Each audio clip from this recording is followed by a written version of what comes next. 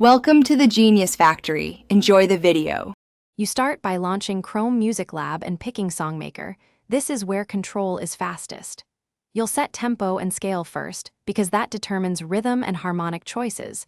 Make sure to pick a comfortable BPM. Once done, size your sequence to 16 or 32 steps and add a percussion lane if you want beats. You place a few anchor notes to establish a motif, then listen and adjust octave or instrument so the core idea is clear before building layers. Now you expand the basic motif into a full section. You duplicate the phrase to create familiarity, and then contrast it by changing every second phrase with altered notes or rhythm. While doing this, add a bass lane to anchor harmony and a drum lane for groove. Swap instruments to test timbre combinations.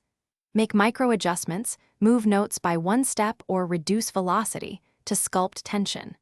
Once a middle section feels complete, mute and unmute lanes to verify clarity and balance. Finish by arranging sections into an order that tells a story. Intro, build, peak, and outro. You can copy and paste phrases to speed this step. Then balance volumes and test transitions so nothing jumps abruptly. When satisfied, export or record the clip directly. Watch levels to avoid clipping. If something goes wrong, try the quick fixes. Refresh the page, restart Chrome, clear cache, or reduce active voices. These steps usually resolve timing or sound dropouts, so you can complete the track.